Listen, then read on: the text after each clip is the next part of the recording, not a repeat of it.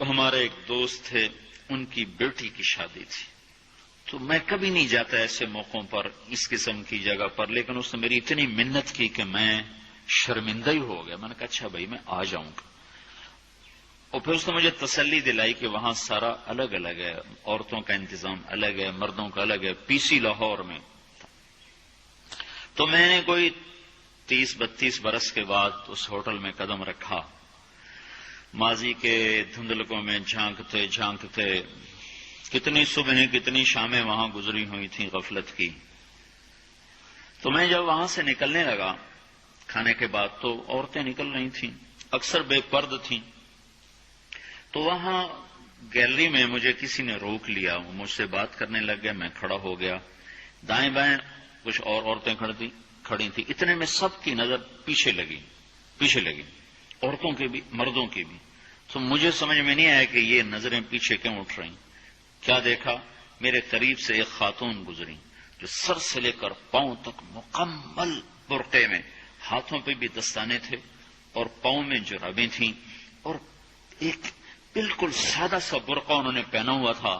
جب وہ گزری ہے تو ایک دم سناٹا چھا گیا، سارے عورتوں پر بھی سارے مردوں پر بھی. تو مجھے اس وقت خیال آیا کہ یہ حق ہے. یہ سورج جب چمکتا ہے تو ہر ایک کو اس کی روشنی نظر آتی ہے.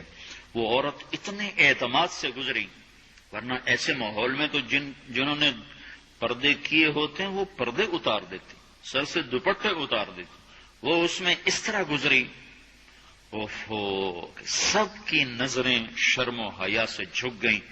وہ عورتیں جن کے دوپٹے کہیں جا رہے تھے ان کی بھی نظریں شرم و حیا کی وجہ سے جھک گئیں. یہ مسلمان عورت کی پہچان ہے. یہ فاطمہ کی بیٹی ہے، یہ خدیجہ کی بیٹی ہے. یہ مغرب کی ننگی بیٹی نہیں ہے کہ جہاں ماں بیٹی کا تصور ختم کر دیا گیا ہے. اب وہ گندگی ہماری طرف پھینکنا چاہتے ہیں، وہ ہمیں یہ گند چاٹنے پر لگانا چاہتے ہیں، اور ہم اللہ کی منت کر رہے ہیں یا اللہ تو اس نظام کو توڑ دے. ہماری تو بے بسی ہے. ہماری بیٹیوں کے سر سے دوپٹے اتر گئے، کپڑے مختصر ہو گئے. عجب حال ہے. حیا پتہ نہیں کہاں ہی روٹ کے چلا گیا، نظر ہی نہیں آتا. پہاڑوں میں جا کے بھی ڈھونڈا، وہاں بھی نہیں ملا. صحراؤں میں گئے، دریاؤں میں گئے، کہیں نہیں ملا.